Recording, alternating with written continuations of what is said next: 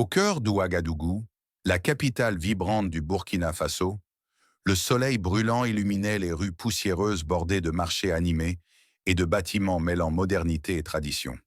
Parmi cette agitation se dressait une petite concession automobile nommée Auto Prestige. C'était un lieu où les rêves de mobilité prenaient une forme, où le ronronnement des moteurs se mêlait aux éclats de voix des clients et des vendeurs. Là, un jeune homme du nom de Moussa, âgé d'une vingtaine d'années, travaillait avec une détermination sans faille. Moussa était un passionné de voitures. Fils d'un mécanicien d'un petit village à la périphérie de la ville, il avait grandi entouré d'outils et de pièces détachées. Dès son plus jeune âge, il avait appris à démonter un moteur et à négocier avec les clients de son père. Aujourd'hui, employé chez Auto Prestige, il mettait ses compétences au service de son ambition: posséder un jour sa propre concession. Grand, mince, avec un sourire sincère et des yeux vifs, Moussa était apprécié de ses collègues et de son patron, Monsieur Diallo, pour son sérieux et son expertise. Ce mardi matin de fin mai, l'air était chargé de chaleur et d'effervescence. Moussa astiquait une berline noire dans le showroom, ses mains dansant sur la carrosserie avec une précision presque artistique, lorsque l'interphone grésilla. «Moussa, viens dans mon bureau», lança la voix rauque de Monsieur Diallo. Intrigué, Moussa essuya ses mains sur un chiffon et traversa la concession jusqu'au bureau vitré qui donnait sur le parking. Monsieur Diallo, un homme d'une cinquantaine d'années aux tempes grisonnantes, faisait les 100 pas, un mélange d'excitation et d'inquiétude sur le visage. «Nous avons un client spécial aujourd'hui», annonça-t-il en baissant la voix. «Très spécial». Moussa fronça les sourcils. «Qui est-ce?» «Le président Ibrahim Traoré», répondit Monsieur Diallo, comme si prononcer ce nom risquait de le faire apparaître sur le champ. Le cœur de Moussa fit un bond. Ibrahim Traoré, le chef d'État du Burkina Faso, était une figure aussi imposante que controversée. Militaire de carrière, il avait pris le pouvoir lors d'un coup d'État, porté par un discours nationaliste et une lutte acharnée contre le terrorisme et la corruption. Admiré par certains pour sa fermeté, critiqué par d'autres pour son autoritarisme, il incarnait à lui seul les espoirs et les tensions d'un pays en quête de stabilité. «Que veut-il?» demanda Moussa, s'efforçant de masquer sa nervosité. «Une voiture?» répondit Monsieur Diallo. «Quelque chose de précis, je crois.» «Il veut de la discrétion, alors on doit gérer ça avec soin. Il arrive cet après-midi, et je veux que ce soit toi qui t'en occupes.» Moussa déglutit. «Moi?» «Oui, toi», insista Monsieur Diallo avec un sourire encourageant. «Tu as le savoir-faire et le charme. Sois respectueux, mais ne te laisse pas intimider.» Les heures qui suivirent furent un tourbillon de préparatifs. Moussa passa en revue l'inventaire, s'assurant que les meilleurs véhicules étaient impeccables. Il révisa les fiches techniques des derniers modèles, anticipant les questions pointues que le président pourrait poser. Malgré ses efforts pour rester calme, une boule d'appréhension pesait dans son estomac. À 15 heures précises, un convoi de SUV noirs s'immobilisa devant la concession. Des agents de sécurité en costume sombre et lunettes de soleil en descendirent, scrutant les environs avec une vigilance froide. Puis le président Ibrahim Traoré apparut, vêtu d'un uniforme militaire impeccable, son allure imposante et son regard perçant ne laissant aucun doute sur son autorité. Moussa prit une profonde inspiration et s'avança. «Bienvenue chez Auto Prestige, Monsieur le Président. Je m'appelle Moussa et je serai ravi de vous assister aujourd'hui.» Traoré le salua d'un signe de tête sec. «Merci, Moussa. Je cherche un véhicule adapté à mes besoins. Quelque chose de fiable, mais aussi digne de ma position.» «Bien sûr, monsieur», répondit Moussa, adoptant un ton professionnel. «Quelles caractéristiques recherchez-vous précisément?» Le président balaya le showroom du regard. «Je veux un véhicule robuste, capable d'affronter des terrains difficiles. Il doit aussi avoir une certaine prestance. Mon emploi du temps est chargé et j'ai besoin d'une voiture qui suive le rythme.» Moussa réfléchit rapidement. «Nous avons plusieurs SUV qui pourraient se convenir. Permettez-moi de vous en montrer quelques-uns.» Il guida les présidents vers une rangée de véhicules imposants.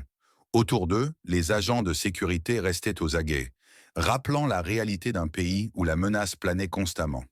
Moussa désigna un SUV noir aux lignes épurées. «Voici notre modèle haut de gamme. Il est équipé des dernières technologies de sécurité et peut affronter n'importe quel terrain. L'intérieur est aussi très confortable. Traoré examina la voiture, caressant la carrosserie du bout des doigts. Ça semble intéressant, mais j'ai une demande particulière. Je veux quelque chose qui ne soit pas seulement pratique, mais aussi symbolique. Un véhicule qui reflète la force et la résilience de notre nation. Moussa marqua une pause, déconcerté. Symbolique, monsieur? De quelle manière? Le président le fixa avec intensité. Je veux qu'il incarne l'esprit du Burkina Faso. Quelque chose qui montre que nous avançons, malgré les défis. Peut-être un design unique ou une caractéristique qui le distingue. Moussa sentit une vague de pression monter en lui. Une telle demande dépassait les services habituels de la concession. Mais il ne pouvait pas se permettre d'échouer. Je comprends, monsieur. Nous pourrions envisager un design sur mesure. Peut-être intégrer les couleurs nationales ou un symbole lié à notre histoire militaire? Traoré hocha la tête, visiblement satisfait. Oui, quelque chose dans ce goût-là. Les couleurs du drapeau ou un emblème militaire seraient parfaits. Et il me faut ce véhicule dans 1 mois. Est-ce réalisable? 1 mois. C'était un délai serré pour une commande aussi complexe. Mais Moussa savait qu'il n'avait pas le choix. Nous ferons tout notre possible pour respecter ce délai, monsieur. Je superviserai personnellement le projet. Après le départ du président, interrompu par une soudaine manifestation à l'extérieur que Traoré choisit d'affronter en personne, Moussa se lança dans l'aventure. Il contacta des fournisseurs, chercha des pièces spécifiques et recruta une artiste locale, Amina, connue pour ses fresques éclatantes à travers Ouagadougou. Ensemble, ils imaginèrent un design mêlant les couleurs rouges, vertes et jaunes du drapeau burkinabé dans un motif inspiré des textiles traditionnels, ainsi qu'une broderie intérieure évoquant l'héritage révolutionnaire du pays. Les semaines suivantes furent un tourbillon d'activités. Le SUV fut renforcé pour les terrains accidentés, peint avec soin par Amina et équipé des technologies les plus modernes. Mais des obstacles surgirent, des retards de livraison, une grève des transporteurs et une tension croissante dans le pays, marquée par des affrontements au nord et des rumeurs de dissensions militaires. Moussa travaillait sans relâche, souvent jusque tard dans la nuit, porté par sa détermination à réussir. Enfin, à la veille du délai, le véhicule était prêt. Sous les projecteurs du showroom, il brillait comme une œuvre d'art, alliant puissance et élégance patriotique. Lorsque le président revint, accompagné de son état-major, il fut visiblement impressionné. « C'est remarquable, déclara-t-il. Vous avez dépassé mes attentes, Moussa. » Submergé de fierté, Moussa répondit « Merci, monsieur. Nous voulions créer quelque chose dont vous seriez fier. » À sa grande surprise, Traoré lui tendit une enveloppe contenant une somme généreuse. « Pour votre travail exceptionnel, expliqua-t-il. Utilisez cela pour réaliser vos rêves. » L'histoire du SUV se répandit dans Ouagadougou, devenant un symbole d'espoir et de créativité. Pour Moussa, ce fut un tournant. Avec la reconnaissance du président et une confiance nouvelle, il se rapprocha de son rêve. Dans un Burkina Faso marqué par les défis, il savait désormais que la persévérance pouvait ouvrir toutes les portes. Moussa, galvanisé par la commande du président, plongea dans le projet avec une énergie fébrile. Mais transformer un SUV en une œuvre à la fois fonctionnelle et symbolique n'était pas une mince affaire. Il commença par recruter Amina, une artiste locale dont les fresques coloraient les murs d'Ouagadougou. Dans l'atelier de la concession, elle déploya ses croquis, mêlant motifs bogolans et lignes modernes. « Ces motifs, c'est notre histoire, notre résilience », dit-elle à Moussa, ses yeux brillants d'enthousiasme. « Ce SUV sera plus qu'une machine. » Moussa hocha la tête inspiré. « On va en faire une œuvre qui parle au cœur des Burkinabés. » Mais les obstacles surgirent rapidement. Les pièces nécessaires pour renforcer le véhicule étaient en rupture de stock chez les fournisseurs habituels et les alternatives coûtaient une fortune. L'équipe, déjà sceptique face à l'ampleur du projet, murmurait des doutes. « On va ruiner la réputation de la concession », marmonna un collègue. Moussa, déterminé, refusa de céder. Il rendit visite à son père dans leur village, un mécanicien aguerri aux mains calleuses. Autour d'un thé brûlant, son père lui enseigna comment réutiliser des pièces de vieux véhicules pour contourner les pénuries. « La débrouillardise, c'est notre force », lui dit-il avec un sourire. Cette rencontre raviva la confiance de Moussa, qui rentra à Ouagadougou avec un plan audacieux. Le projet avançait à peine lorsque la nouvelle éclata. Une grève nationale des transporteurs paralysait le pays. Les routes, vitales pour les livraisons, étaient bloquées par des barricades de pneus fumants. Les pièces tant attendues pour le SUV restaient coincées à des centaines de kilomètres. Moussa, nerveux, savait que chaque jour perdu rapprochait l'échec. Par un hasard providentiel, il croisa Issouf, un ami d'enfance devenu leader syndical. Sous un manguier, ils discutèrent longuement. Traoré parle de grandeur, mais il oublie ceux qui portent ce pays sur leur dos, lança Issouf amer. Moussa, empathique mais pressé, plaida sa cause. Je comprends, mais sans stabilité, on perd tous. Aide-moi, et je parlerai pour vous après. Après une négociation tendue, Issouf accepta de laisser passer une livraison en échange d'un futur soutien public. Ce compromis sauva le projet, mais Moussa ressentit le poids de cette promesse. La grève lui ouvrit les yeux sur les frustrations des travailleurs, liant son travail à des enjeux plus vastes. Lorsque les pièces arrivèrent enfin, l'équipe poussa un soupir collectif, mais le temps restait compté. Alors que le SUV prenait forme, une ombre plus inquiétante plana sur la concession. Des rumeurs de dissension dans l'armée circulaient, alimentées par des critiques sur la gestion de Traoré. Ouagadougou bruissait de tension. Un après-midi, un officier, le capitaine Sanou, se présenta à la concession sous prétexte d'acheter une voiture. Ses questions sur le projet étaient trop précises, son regard trop perçant. Ce véhicule pour le président, il doit être parfait, n'est-ce pas? Demanda-t-il, un sourire ambigu aux lèvres. Moussa, méfiant, répondit calmement. Mon travail parle pour moi. Je ne fais que mon métier, capitaine. Après son départ, Moussa alerta Monsieur Diallo. Craignant un sabotage, ils engagèrent des gardiens pour surveiller la concession la nuit. Amina, travaillant tard avec Moussa, partagea ses propres peurs. « Ce projet devient plus grand que nous », murmura-t-elle en peignant un motif. Leur complicité s'approfondit dans cette atmosphère d'incertitude, chacun trouvant du réconfort dans leur mission commune.